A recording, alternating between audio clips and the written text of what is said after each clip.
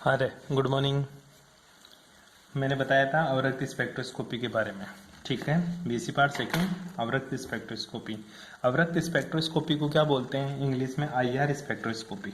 ठीक है, तो आईआर,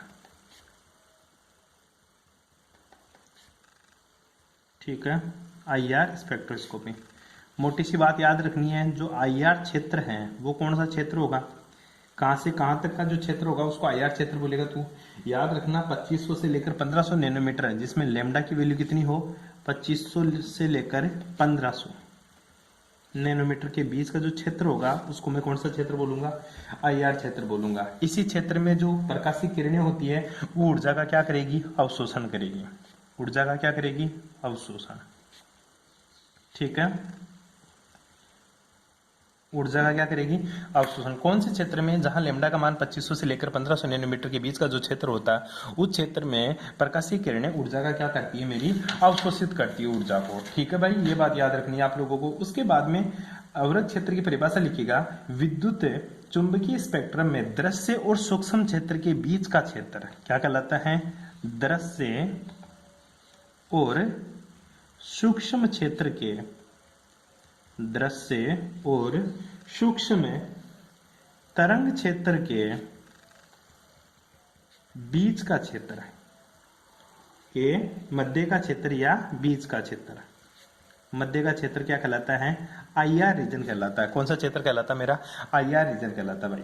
ठीक है, आई बात समझ में? मैंने बता भी दिया था आईआर, जो देख इन दोनों के बीच का जो क्षेत्र होता है उसको मैं आईआर रीजन बोलता हूं। पिछली क्लास में मैंने ये भी बताया था आप लोगों को, जो अवरक्त क्षेत्र की विकिरणें होती है ना, इसका तरंगदैर्ध्य दृश्य और पराबैंगनी क्षेत्रों के विकिरण के तरंगदैर्ध्य से अधिक होता है, मतलब उससे ऊर्जा कम होती है। ये बात मैंने आप लोगों को बता दी थी लास्ट क्लास के अंदर, जो अपन इसके बारे में पढ़ा था। उसके बाद में मैं तेरे को बताता हूं, देख जो आईआर रीजन होता है ना तेरा, ये भी 3 तरह का रीजन होता है। ठीक है, आईआर जो रीजन होता है ये 3 तरह का रीजन होता है भाई। कौन कौन सा रीजन होता है? एक तो होता है निकट आईआर, मतलब नियर आईआर। कौन सा आईआर? Near IR. एक होता है आईआर केवल, जो नॉर्मल होता है। एक होता है तेरा फार आईआर। ठीक है, हिंदी में क्या बोलेंगे? इसको बोलेंगे निकट अवरक्त क्षेत्र, इसको बोलेंगे सामान्य अवरक्त क्षेत्र, इसको बोलेंगे सुदूर अवरक्त क्षेत्र, मतलब दूर का क्षेत्र। ठीक है, तेरे को इंग्लिश में लिखना है। 3 रीजन होते हैं आईआर के, और तीनों के वैल्यू तेरे को पता होनी चाहिए कि गुरुजी तीनों के अंदर मेरी एनर्जी क्या रहेगी और तीनों के अंदर मेरा लेमडा क्या रहेगा। ठीक है, आई बात समझ में? अब देख, सबसे पहले अगर मैं लेमडा की बात करूं, ठीक है, किसकी बात करूं? अगर मैं लेमडा की बात करूं तो जो तेरा नियर आईआर है इसके लिए लेमडा, लेमडा मतलब तरंगदैर्ध्य। लेमडा क्या होता है तेरा? तरंगदैर्ध्य। तो तरंगदैर्ध्य की वैल्यू कितनी होती है? 0.8 म्यू से लेकर इसकी जो वैल्यू होती है वो 2.5 म्यू तक होती है। उसके बाद में जो नॉर्मल आईआर रीजन है उसमें 2.5 म्यू से लेकर इसकी जो वैल्यू होती है वो 15 म्यू तक होती है। इसके साथ ही फार आईआर में इसकी वैल्यू 15 म्यू से लेकर 200 म्यू के बराबर होती है। बैठ के बात समझ में? अगर मैं वेवलेंथ, अगर एनर्जी की बात करूं, तरंग संख्या की बात करूं, तो जो इसकी तरंग संख्या या ऊर्जा है इसके, वो है 12,500 से लेकर 12,500 से लेकर 4,000 के बीच का जो क्षेत्र होता है उसको नियर आईआर बोलता हूं। ठीक है, इसी प्रकार 4,000 से लेकर 666 तक के बीच का, सेंटीमीटर इनवर्स इसकी यूनिट होती है। ठीक है, इसके बीच का क्षेत्र, और 666 से लेकर 50 सेंटीमीटर के बीच का जो एरिया होता है वो मेरा फार आईआर होता है। होता पूरा आईआर ही है, लेकिन आईआर के भी 3 रूप है। ठीक है, आईआर के प्रकार, ठीक है, आईआर के 3 प्रकार है। एक तो मेरा नॉर्मल आईआर जिसको आईआर बोलता हूं, एक मेरा नियर आईआर, एक मेरा क्या होता है बेटा? फार आईआर। एक मेरा क्या होता है? फार आईआर। आई बात समझ में? बस ये चीज होती है। अरे बैठ रही है बात समझ में? हाँ, सिंपल सी बातें बताइए मैंने आप लोगों को। हाँ, जो म्यू का मान कितना होता है आपको पता हो तो? म्यू का मान होता है 10⁻⁻⁴ सेंटीमीटर में। आई बात समझ में? तो ये अपना इस चीज में अपन बात कर रहे हैं। अब आती है गुरुजी, ये तो आईआर की बात हो गई, जो आईआर स्पेक्ट्रोस्कोपी थी। अब अवरक्त क्षेत्र में ऊर्जा का अवशोषण करने से अणु में विभिन्न प्रकार की क्या होते हैं? कंपन होते हैं। आईआर, ठीक है, आईआर क्षेत्र में तो तरंगों का, आईआर क्षेत्र में तरंगों का अवशोषण करने पर अवशोषण करने पर अणु में क्या होते हैं? अणु में विभिन्न कंपन होते हैं, विभिन्न प्रकार के कंपन होते हैं। मतलब वो क्या करता है बेटा जी? कंपन करता है। ठीक है, जब इसके ऊपर तू लाइट डालेगा मॉलिक्यूल्स के ऊपर तो वो क्या करने लग जाता है? कंपन करने लग जाता है। इस कारण है इस आईआर स्पेक्ट्रोस्कोपी को अपन कौन सी स्पेक्ट्रोस्कोपी बोलते हैं? इसको कंपन स्पेक्ट्रोस्कोपी भी इसको अपन बोलते हैं। कंपन स्पेक्ट्रोस्कोपी भी अपन इसको क्या बोलते हैं? किसको? आईआर स्पेक्ट्रोस्कोपी को। क्यों बोलते हैं? क्योंकि गुरुजी आईआर क्षेत्र में तरंगों का अवशोषण कर मॉलिक्यूल्स क्या करने लग जाता है? वाइब्रेट करता है, इसलिए इसको वाइब्रेशनल स्पेक्ट्रोस्कोपी अर्थात कंपन स्पेक्ट्रोस्कोपी भी इसको अपने बोलते हैं। कोई प्रॉब्लम यहां तक? अब अपने जो मोटी चीज है कि गुरुजी कंपन स्पेक्ट्रोस्कोपी क्या होता है, या अणु जो मॉलिक्यूल्स है ये कंपन करेगा, तो ये कंपन कैसे कैसे कंपन हो सकते हैं? अरे मॉलिक्यूल्स कंपन क्यों कर रहा है? पहली बात तो ये बता मेरे को। आई बात समझ में? पहली बात तो ये होता है गुरुजी मॉलिक्यूल्स कंपन क्यों करता है? आई बात समझ में? तो आणविक कंपन, हेडिंग लगा ले तेरी, आणविक कंपन कि मॉलिक्यूल्स कंपन क्यों करता है। ध्यान देना, बहुत इंटरेस्टिंग है। ठीक है, इसको बोलते हैं मॉलिक्यूलर वाइब्रेशन। क्या होता है कि प्रत्येक अणु के परमाणु क्या होते हैं? स्थिर अवस्था में तो रहते नहीं है। सारे के सारे मॉलिक्यूल्स कभी भी स्थिर अवस्था में नहीं मिलेंगे आपको। ये लगातार क्या करते रहते हैं? कंपन करते रहते हैं। कोई मॉलिक्यूल्स है, फॉर एग्जांपल मैं बात करूं, जैसे तेरे पास मैंने एक मॉलिक्यूल्स ले लिया HCl का। किसका ले लिया बेटा जी? HCl का मॉलिक्यूल्स। अगर इसके ऊपर तो ऊर्जा नहीं डालेगा या कुछ भी करेगा इसके ऊपर, ठीक है, तो ये मॉलिक्यूल्स क्या करता रहता है? हमेशा वाइब्रेट करता रहता है। इसके बीच का जो मॉलिक्यूल्स का जो बॉन्ड है ये हमेशा वाइब्रेट करता रहता है, ये कभी भी स्थिर अवस्था में नहीं रहता। कंपन के कारण परमाणु के मध्य बंध लंबाई और बंध कोण परिवर्तित होता है। ध्यान देना, वाइब्रेशनल स्पेक्ट्रोस्कोपी में अणु के कंपन करने के कारण कंपन के कारण क्या प्रभावित होता है? कंपन के कारण गुरुजी दो चीज प्रभावित होती है। पहली जो प्रभावित होती है वो होती है या तो मॉलिक्यूल्स के बीच की बंध लंबाई। क्या प्रभावित होती है? या तो गुरुजी बंध लंबाई, या फिर उसमें प्रभावित होने वाला क्या है? बंध कोण। या तो क्या प्रभावित होगी? बंध लंबाई, या फिर क्या होगी? बंध कोण।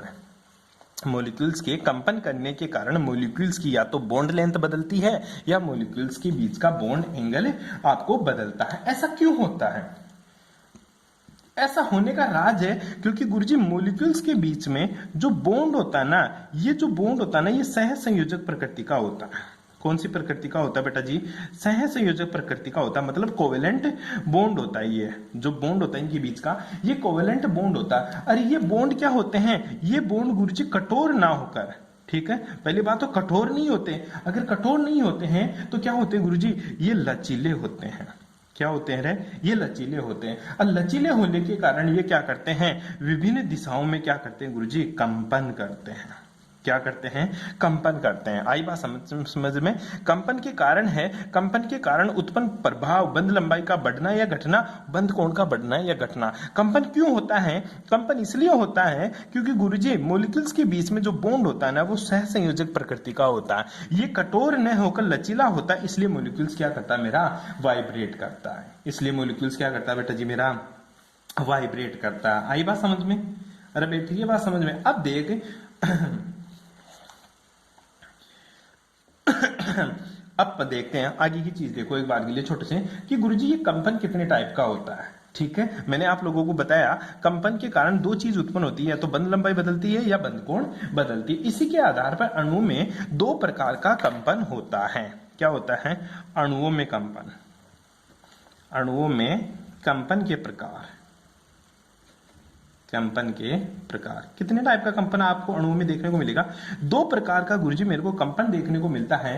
पहला जो कंपन होता है वो होता है मेरा तनन कंपन। कौन सा कंपन होता है? तनन कंपन। दूसरा जो कंपन देखने को मिलता है वो कंपन होता है तेरा बंकन कंपन। ठीक है, क्यों मैंने बताया, मोटी मोटी बात समझ रही तू तो, ठीक है, भूल जा सारी चीज। गुरुजी मॉलिक्यूल्स है, मॉलिक्यूल्स के ऊपर आप कौन सी किरण डालोगे, आईआर किरण। आईआर किरण डालते ही मॉलिक्यूल्स क्या करने लग जाएगा, कंपन करने लग जाएगा। क्या करने लग जाएगा, कंपन। अब तू पूछेगा कि सर कंपन क्यों करने लग जाएगा लाइट डालते। मैं बोल रहा हूँ बेटा जी, कंपन इसलिए करता है वो, क्योंकि मॉलिक्यूल्स के बीच में जो बॉन्ड होता है ना, वो एक तो सहसंयोजक प्रकृति का होता है, दूसरा ये जो बंध होता है ना, ये कठोर नहीं होता, ये बिल्कुल लचीला सा होता है, इसलिए ये वाइब्रेट करता है। अच्छा गुरुजी, ये वाइब्रेट करने के कारण, कंपन करने के कारण क्या प्रभाव पड़ता है। बेटा जी, कंपन करने के कारण दो प्रभाव पड़ता है। पहला जो प्रभाव है, इसकी या तो बंध लंबाई बदल जाएगी, या तो बढ़ जाएगी या घट जाएगी। दूसरा, बंध कोण बदल जाएगा। बंध कोण मतलब उनके बीच का बॉन्ड एंगल बदल जाएगा। ठीक है, अब जो इसी के आधार पर कंपन को अपन ने दो भागों में बांट दिया। पहला है तनन कंपन, दूसरा क्या है मेरा, बंकन कंपन। अब तनन कंपन को इंग्लिश में क्या बोलते हैं, इसको स्ट्रेचिंग वाइब्रेशन बोलते हैं, और इसको बेंडिंग बोलेंगे। इसको क्या बोलेंगे, स्ट्रेचिंग। ठीक है, और इसको बेंडिंग। नाम से पता चल गया होगा। तू पहनती है जीन्स, जीन्स या तो स्ट्रेचेबल होती है, नॉन स्ट्रेचेबल होती है। ठीक है, स्ट्रेचेबल का मतलब ये होता है सर कि वो जीन्स मेरी खींच, मतलब ऐसे उसको खींचे ना तो वो स्ट्रेच हो जाएगी, बढ़ जाएगी, और उसको छोड़ते ही वापस से सिकुड़ जाती है, उसको बोलते हैं अपन स्ट्रेचेबल। ठीक है, उसी प्रकार से मॉलिक्यूल्स में भी एक कंपन होता है जिसको बोलते हैं अपनी स्ट्रेचिंग। क्या बोलते हैं उसको, स्ट्रेचिंग। स्ट्रेचिंग का मतलब होता है गुरुजी, मॉलिक्यूल्स को पकड़ के खींचे तो बढ़ जाए उनके बीच की बॉन्ड लेंथ, और दबाए तो उनकी बॉन्ड लेंथ सिकुड़ जाए। इस तरह से आपको कंपन देखने को मिलता है, जिसको बोलते हैं तनन कंपन। तनन, ठीक है, मतलब स्ट्रेचिंग। दूसरा बंकन। बंकन का मतलब होता है गुरुजी बॉन्ड एंगल बदलना, या तो उसको मैं मरोड़ के दूसरी तरफ घुमा दूं या दूसरी तरफ घुमा दूं मॉलिक्यूल्स को। आई बात समझ में। जैसे फॉर एग्जांपल मैं H2O की बात करूं, H2O के अंदर ये हाइड्रोजन है, ये हाइड्रोजन है। अब इसके बीच का जो बॉन्ड एंगल है 104 है। ठीक है, मैं इन दोनों हाइड्रोजन को पकड़ के दबा दूं तो इसके बीच का बॉन्ड एंगल क्या हो जाएगा गुरुजी, घट जाएगा। या मैं ऐसे भी तो कर सकता हूं, कैसे कि गुरुजी ध्यान दीजिएगा एक बार के लिए, इसको पकड़ के इधर खींच दूं, इसको पकड़ के इधर खींच दूं, तो बॉन्ड एंगल बढ़ जाएगा। इस टाइप का जो कंपन होता है उसको अपन बंकन बोलते हैं। क्या बोलते हैं बेटा जी, उसको बंकन कंपन बोलते हैं। तो हेडिंग लगा लीजिएगा सबसे पहले आप, तनन कंपन। कौन सा पढ़ेंगे सबसे पहले, तनन कंपन। ध्यान दे, जो तनन कंपन होता है जिसको अपन हिंदी में, इंग्लिश में क्या बोलेंगे, स्ट्रेचिंग वाइब्रेशनल। ठीक है, जो स्ट्रेचिंग वाइब्रेशनल होगा, इस स्ट्रेचिंग वाइब्रेशनल में क्या होगा, मोटी बात बता, इसमें क्या होता है गुरुजी, इस टाइप का जो कंपन होता है ना, इसमें बंध लंबाई तो परिवर्तित होती है। क्या रहे, बंध लंबाई, बंध लंबाई बदलती रहती है। बंध लंबाई तो क्या होती है गुरुजी, परिवर्तित होती है। फिर क्या नहीं परिवर्तित थी, मान ले बंध लंबाई को मैं क्या दिखा दूं, 8 से, लेकिन इसका जो बंध कोण होता है ना, बॉन्ड एंगल, जो इसके बीच का जो कोण होता है, बॉन्ड एंगल, वो बॉन्ड एंगल क्या रहता है गुरुजी, समान रहता है हमेशा। क्या रहता है, समान रहता है गुरुजी। तनन कंपन में बंध लंबाई बदलती है, लेकिन इनके बीच में उपस्थित जो एंगल होता है वो हमेशा ही क्या रहता है, मेरा समान होता है। इस टाइप का जो कंपन होता है उसको मैं कौन सा कंपन बोलता हूं, इस टाइप के कंपन को गुरुजी मैं तनन कंपन बोलता हूं। क्या बोलता हूं, तनन कंपन बोलता हूं। ध्यान देना, इस टाइप का जो कंपन होता है उसको कौन सा कंपन बोला अपन ने, तनन कंपन बोला। और इस कंपन के लिए जो एनर्जी होती है ना, तनन कंपन के लिए, तनन कंपन के लिए तनन कंपन के लिए अधिक ऊर्जा की आवश्यकता होती है, अधिक ऊर्जा की आवश्यकता होती है। ये मोटी सी बात याद रख ले तू। किससे, बेंडिंग से। बंकन कंपन की तुलना में तनन कंपन के लिए ज्यादा ऊर्जा की आवश्यकता होती है। ये तेरा तनन कंपन होता है जी। यहाँ पे कोई प्रॉब्लम यहाँ तक है। तनन कंपन भी बेटा दो प्रकार का होता है, क्योंकि बॉन्ड लेंथ को गुरुजी में खींचना ही तो है, बॉन्ड लेंथ में परिवर्तित मैं दो प्रकार से कर सकता हूं। अरे मान ले ये पेन है मेरे पास, मान ले दो मॉलिक्यूल्स के बीच की बॉन्ड लेंथ है, इसमें मैं दो प्रकार से कर सकता हूं सर इसको। अगर ये स्ट्रेचेबल है ना, ये स्ट्रेचेबल है, मीन्स ये गुरुजी मेरी क्या है, तनन है, तो इसको पकड़ के खींच लूं तो पेन बढ़ जाएगा, तो बॉन्ड लेंथ बन जाएगी। दूसरा क्या करूं गुरुजी, इन दोनों को पकड़ के दबा दूं, दबाते इन दोनों के बीच की बॉन्ड लेंथ घट जाएगी। इसी के आधार पर तेरा जो तनन कंपन है ये दो प्रकार का देखने को मिलता है। तनन कंपन के प्रकार, तो हेडिंग लगा ले छोटी सी, तनन कंपन दो प्रकार का होता है। तनन कंपन है दो प्रकार का होता है। ठीक है, कौन कौन सा होता है, जो पहला तनन कंपन होता है बेटा जी, वो होता है तेरा सिमेट्रिक स्ट्रेचिंग वाइब्रेशनल, मतलब सम्मित तनन कंपन, सम्मित तनन कंपन। और दूसरा जो कंपन तेरे को देखने को मिलता है वो है तेरा अनसिमेट्रिकल स्ट्रेचिंग वाइब्रेशनल, मतलब असममित तनन कंपन। बेटी बात समझ में? ठीक है। सिमेट्रिक तनन कंपन का मतलब क्या हुआ गुरुजी?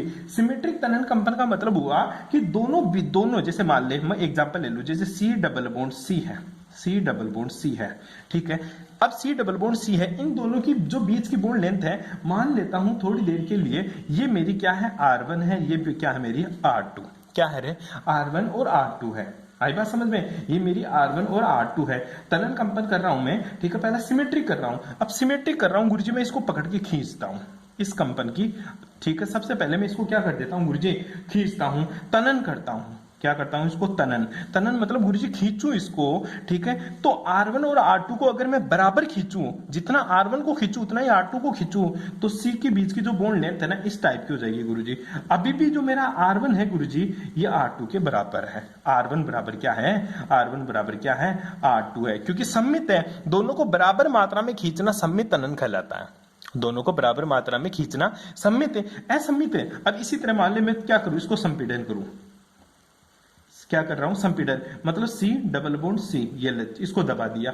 अब R1, अभी भी ये R1 बराबर R2 है, ठीक है। अभी भी यहाँ पे गुरुजी R1 बराबर क्या है मेरा, R2। ध्यान दे, जो बॉन्ड लेंथ है पहले मान ले कुछ थी उसके, अब मैंने इन दोनों को पकड़ के ऑक्सीजन को पकड़ के खींच लिया, बराबर मात्रा में खींचा, तो R1 बराबर R2, यहाँ पे भी R1 बराबर R2, यहाँ पे भी R1 बराबर R2 था, ठीक है। गुरुजी दोनों को पकड़ के दबा दिया, मतलब संपीड़ित कर दिया, तो भी गुरुजी R1 बराबर R2 है। मतलब दोनों के अंदर जो चेंज आएगा वो बराबर मात्रा में आएगा। लेकिन ध्यान देना, जो तेरा असममित वाइब्रेशनल है, ठीक है, ये ऑक्सीजन है, ये कार्बन है, ये ऑक्सीजन है, इसमें मैं सबसे पहले खींचू तो दो तरीके से मैं गुरुजी खींच सकता हूं। कैसे? मैं या तो कर दू, एक को बढ़ा दू C डबल बॉन्ड C और इसको खींचू ही ना, एक को तो मैंने क्या कर दिया, बहुत ही ज्यादा खींच दिया, और दूसरे को मैंने बिल्कुल ही नहीं खींचा। तो ये क्या है मेरा, असममित है। यहाँ पे जो R1 है ये मेरा R2 है, तो यहाँ पे तो लिख सकता R2 is greater than R1, असममित तनन, क्योंकि गुरुजी R2 को ज्यादा खींच लिया, R1 को कम खींच लिया, इसलिए आपने इसको क्या बोल दिया, असममित तनन, ठीक है। इसी तरह ये बोल सकता तू,